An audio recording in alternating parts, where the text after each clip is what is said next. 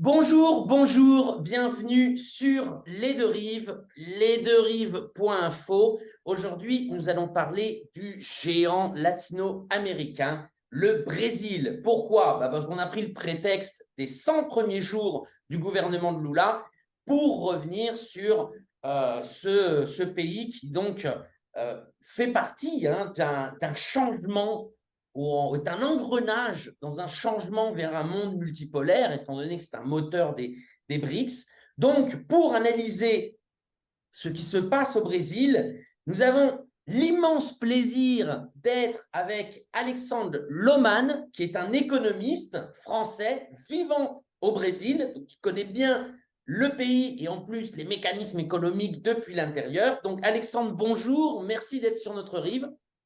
Bonjour Romain, merci pour l'invitation. Alors, Alexandre, on va y aller cash. Donc, Lula, 100 jours.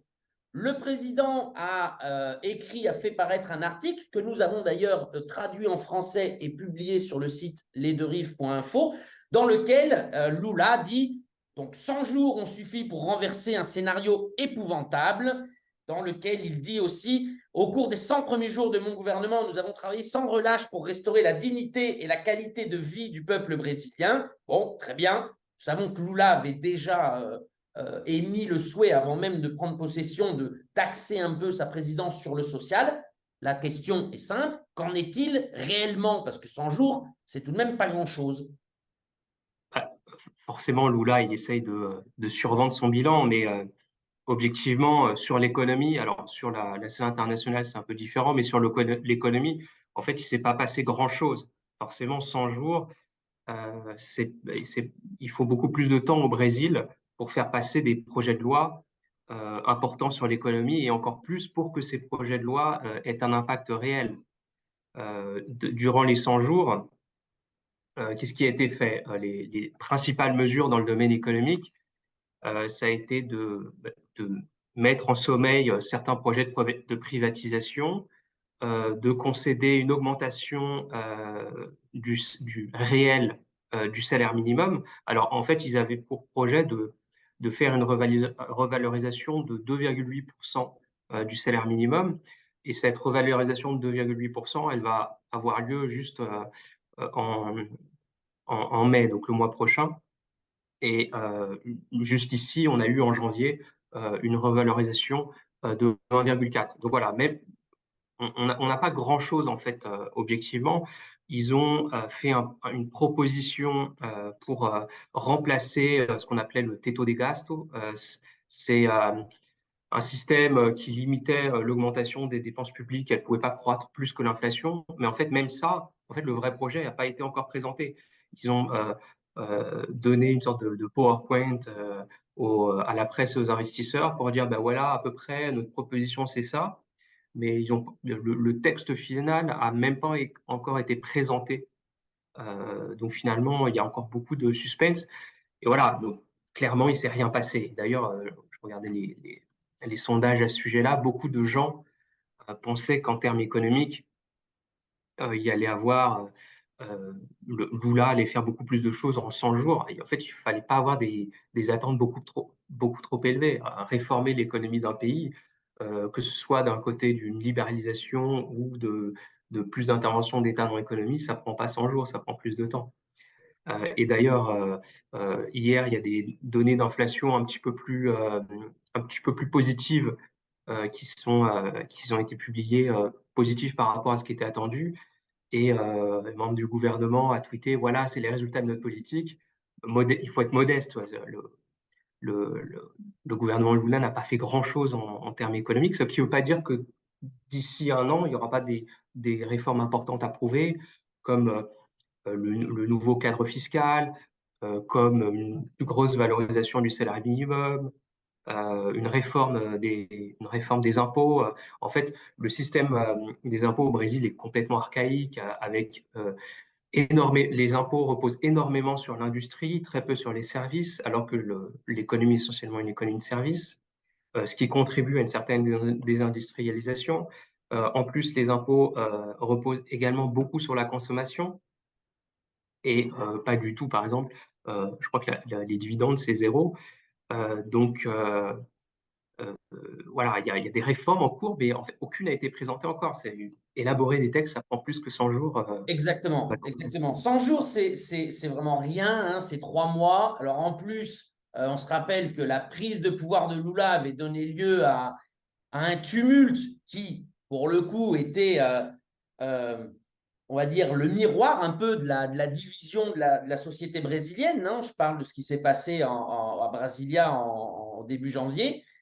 Euh, et là, précisément, bon, quand même, on voit que même si, effectivement, en 3 mois, pas forcément passé grand-chose, il y a quand même des idées, il y a quand même une orientation qui est donnée, plus sociale, d'essayer de remettre l'économie pour développer le pays et le niveau de vie. Mais ça se fait dans un pays qui est divisé et Lula n'a pas la majorité au Parlement. Alors, qu'est-ce que tu pourrais nous dire là-dessus, justement, sur cette division politique et sociale?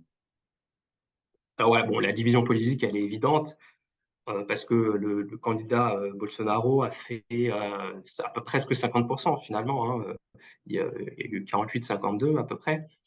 Et donc forcément, le pays est divisé.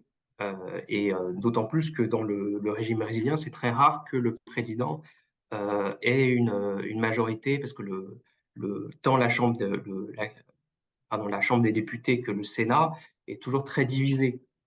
Et il faut toujours essayer de chercher des majorités au cas par cas. Malheureusement, souvent, les majorités s'obtiennent en échange soit de réserves parlementaires, soit de bénéfices, soit d'échanges de Ou de postes ah tiens, ministériels même, hein, ou de de postes postes dans la fonction ministériels, publique, bien sûr. ou de postes dans l'administration pour le neveu ou le petit-fils. C'est malheureusement une réalité qui a existé sous Bolsonaro, qui a existé sous Lula et qui probablement va continuer d'exister. Au Brésil, le camp qui domine un petit peu la vie politique, c'est ce qu'on appelle le Centrão. Et le Centrão, c'est des partis qui n'ont pas trop d'idéologie, qui sont généralement du côté du pouvoir, mais qui monnaient leur soutien. Et donc, ça tourne toutes les négociations un petit peu plus longues. Et je me souviens qu'on avait fait une vidéo tous les deux au moment de l'élection au moment du premier tour ou du deuxième tour, je me souviens plus exactement, mais en disant que Lula était un social-démocrate. En fait, c'est assez compliqué parce que il y a clairement une aile, on dit ici l'aile politique du PT, qui est plus à gauche, et une aile plutôt, on va dire, social-démocrate, qui est plutôt incarnée par, en ce moment, par le ministre de l'économie, Fernando Haddad. En fait, Lula, il jongle un peu entre ces deux tendances. Et quand vous voyez ce que Lula fait dans le domaine économique, on voit vraiment qu'il essaie de jongler entre ces deux côtés. Par exemple, euh, il critique beaucoup en ce moment le président de la Banque centrale parce que ça permet de garder un petit peu son aile politique un petit peu plus à gauche, mais à côté, ils ne remettent pas en cause, en tout cas pour l'instant, euh, la- l'objectif d'inflation. C'est-à-dire que le gouvernement décide de l'objectif d'inflation et il pourrait décider de le remonter pour avoir une politique monétaire moins restrictive. Et pour l'instant, en fait, il se contente de critiquer la posture du président de la Banque centrale sans pour autant signaliser que le gouvernement va augmenter l'objectif d'inflation. Donc voilà, en fait, c'est une sorte de position d'équilibriste entre une politique qui est globalement social-démocrate, mais régulièrement comment dire, des petites perches tendues à une gauche un peu plus on va dire, je sais pas si radical c'est le mot, on va dire plus à gauche. Si on veut, pour moi, ça ressemble un peu au gouvernement Jospin. Je ne sais pas si c'est une bonne comparaison. Le gouvernement Jospin était social-démocrate, mais de temps en temps, il faisait des mesures bien à gauche, les 35 heures, Ouais. pour... C'est pas aux Brésiliens, hein. On se rappelle de l'État ne peut pas tout faire. On se rappelle que Jospin avait plus privatisé que Juppé et Balladur réunis. Mais nous ne sommes pas là pour parler de l'histoire de France. ouais, Merci pour la comparaison, en tout cas, parce qu'effectivement, il y a un peu de ça, hein, comme dans toute la. ouais, comparaison et par raison, c'est vrai que c'est deux Exactement. contextes très différents, mais c'est ce qui m'est Exactement. venu à l'idée. Ouais, mais il y avait une attente, en tout cas, d'un secteur de gauche qui n'attaquait pas Jospin, en tout cas au début, et qui, on peut le voir comme ça sur Lula, bien évidemment. Alors, au-delà de la gauche, de la droite, il y a aussi la politique étrangère du Brésil. Lula est en voyage en Chine. Qu'est-ce que ça représente? Alors déjà, il faut vraiment comprendre que le Brésil, au fur et à mesure, est devenu une sorte de fournisseur de matières premières de la Chine. Maintenant, c'est plus de la moitié du commerce extérieur. Donc, on exporte du soja, du minerai de fer, du pétrole. Et donc, vraiment, c'est devenu un pays incontournable pour le Brésil en termes économiques. Et notamment, Lula, il a peut-être une fibre un petit peu plus que Bolsonaro de cette thématique du monde multipolaire, où les BRICS auraient un poids beaucoup plus important. Et réellement, l'élection de Lula, ça signe un petit peu le… Pardon? Oui, donc je voulais juste préciser dans le commerce extérieur vers la Chine que sous la présidence Bolsonaro, le commerce extérieur vers la Chine a augmenté, hein, du Brésil. Mm. Ça, non, vers le Parti communiste chinois de Chine. Oui, Ah, c'est-à-dire qu'en fait, en fait, c'est une tendance oui, depuis, irréversible. depuis plus d'une décennie. Donc voilà, donc, même si Bolsonaro a pu avoir à certains moments, notamment au moment de la pandémie, il a pu avoir des paroles un petit peu malheureuses concernant la Chine, globalement, la réelle politique attire le Brésil vers la Chine. Et en plus de ça, donc Lula, il a une vision très, donc je disais, monde multipolaire, avec les BRICS qui devraient jouer un rôle beaucoup plus important. Et donc nécessairement, ça sous-entend non seulement un retour du Brésil sur la scène internationale, qui était plutôt en retrait par rapport à avant, une réapproximation avec les autres pays des BRICS, et également un élargissement des BRICS. Alors ça, c'est un peu le loto. On ne sait pas trop qui va rentrer. Tout le monde veut rentrer dans les BRICS. Je pense que ça va être beaucoup plus progressif. Certains parlent du Pakistan, de l'Indonésie, de l'Arabie Saoudite. Alors, il y a énormément de candidatures. Très probablement, les BRICS vont s'élargir parce que beaucoup de pays, depuis l'époque où le terme BRICS a été inventé, il y a beaucoup de pays qui sont énormément développés en termes économiques et qui mériteraient en fait d'en faire partie. Alors la question, c'est que je pense que ça va être quelque chose qui va être fait par étapes, mais clairement, le voyage de Lula vers la Chine, il doit être compris dans ce contexte d'essor des BRICS qui va devenir une sorte de presque une autre superpuissance à lui tout seul, même si c'est des États qui ont des opinions différentes. Et par exemple, un des thèmes que Lula va aborder avec la Chine, c'est la question des négociations entre la Russie et l'Ukraine. Est-ce que les BRICS peuvent être une sorte de médiateur dans le conflit actuel? Et notamment, Lula a fait une déclaration concernant la guerre en Ukraine. Il a dit basiquement ceci, il a dit, voilà, euh, la, il, Poutine ne peut pas rester avec les territoires qu'il a envahis durant la guerre, mais aussi peut-être qu'on peut peut-être discuter de la Crimée.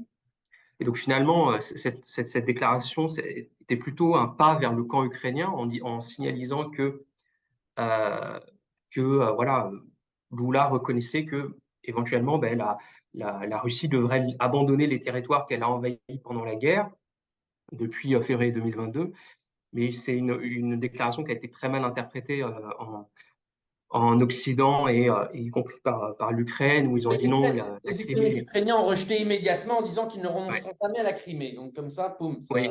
Et donc les journaux français ont titré sur cette partie de la Crimée, alors qu'en fait, ce n'était pas la partie importante de la phrase. Enfin, c'est une autre question. Et excuse-moi, Non, non, vas-y, vas-y, continue. Sur le et deuxième. deuxième volet de cette visite vers la Chine, en fait, il y a cette question de monnaie commune des BRICS. Ah, Alors, hein. il faut savoir que la question d'avoir une monnaie au Brésil qui dépasse le simple réal brésilien, c'est quelque chose de récurrent. C'est-à-dire qu'avant, on discutait beaucoup d'une monnaie entre le Brésil et l'Argentine.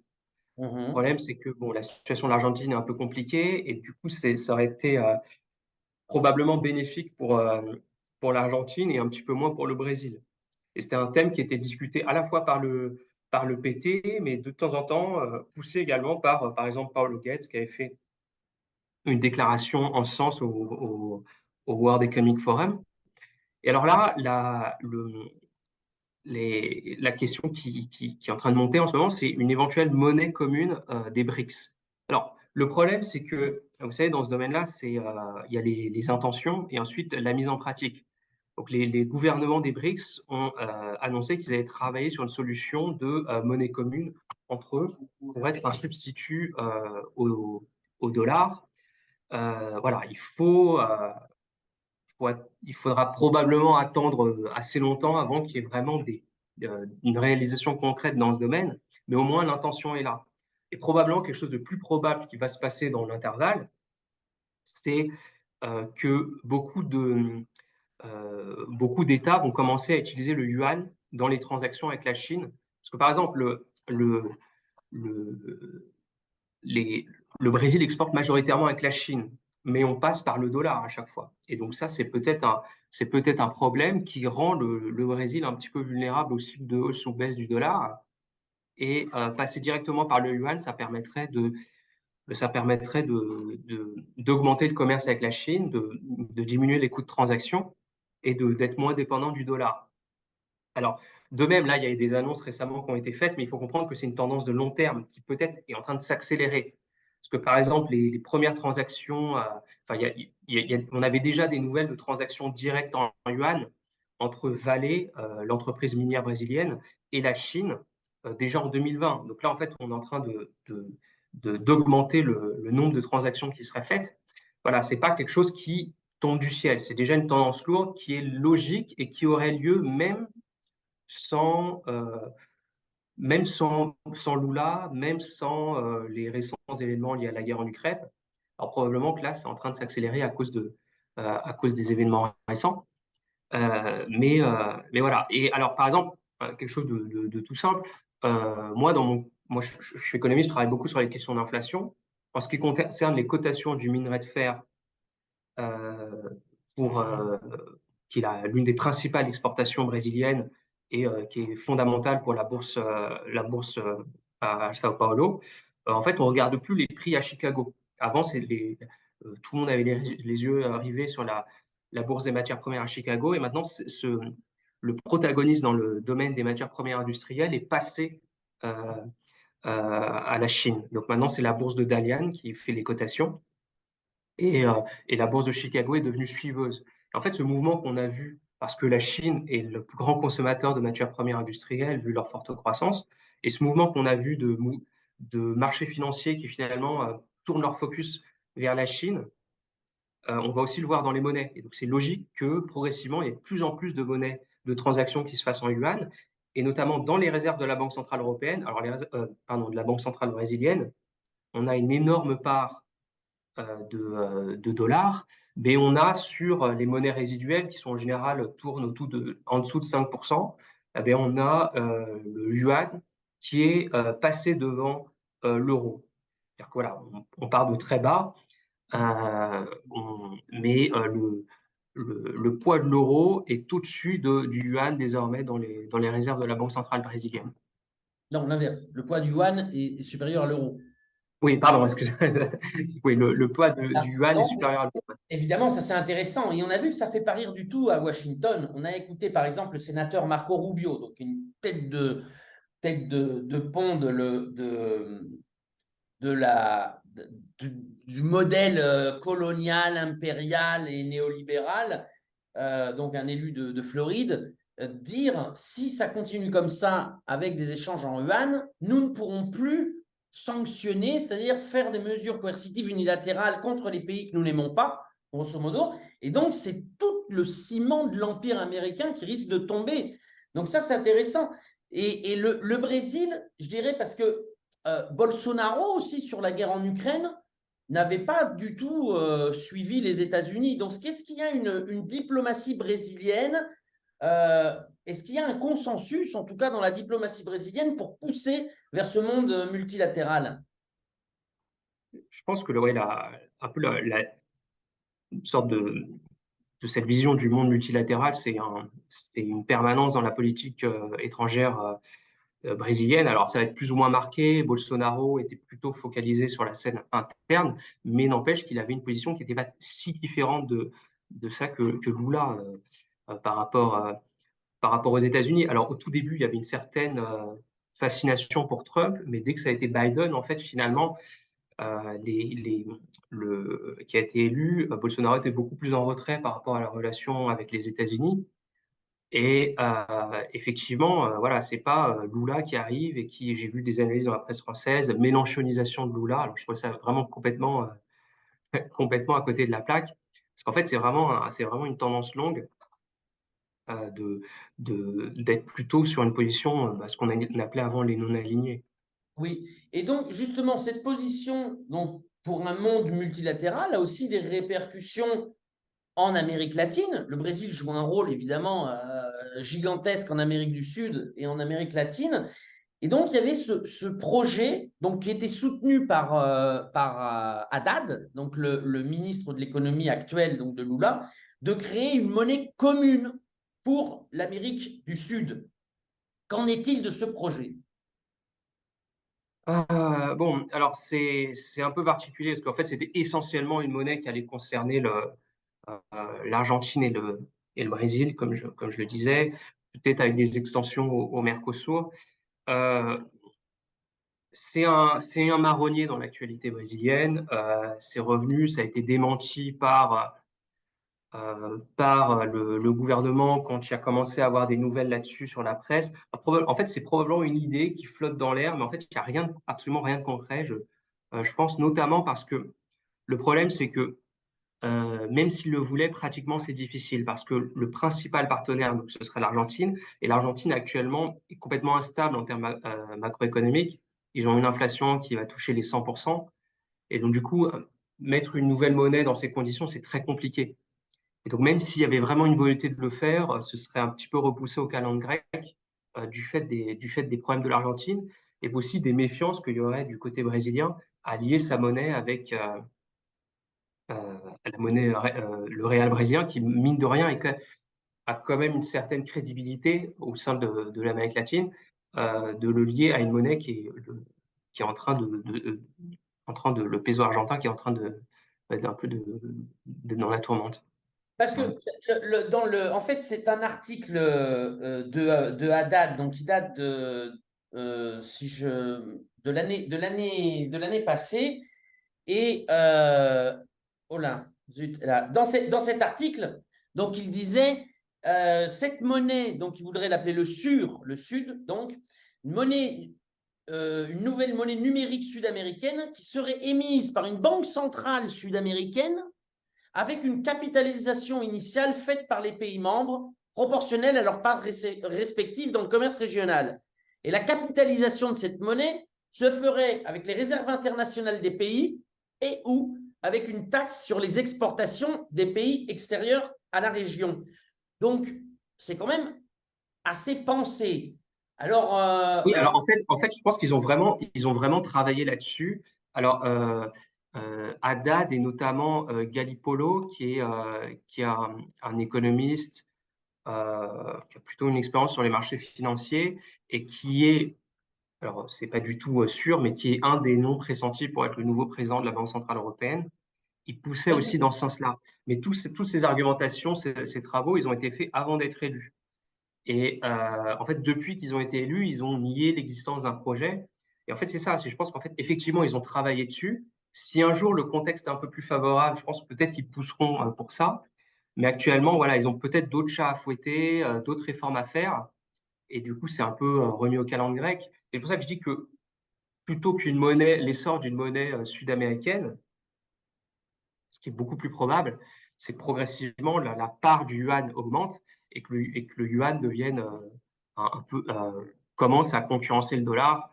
Alors, j'ai parlé des réserves internationales du Brésil.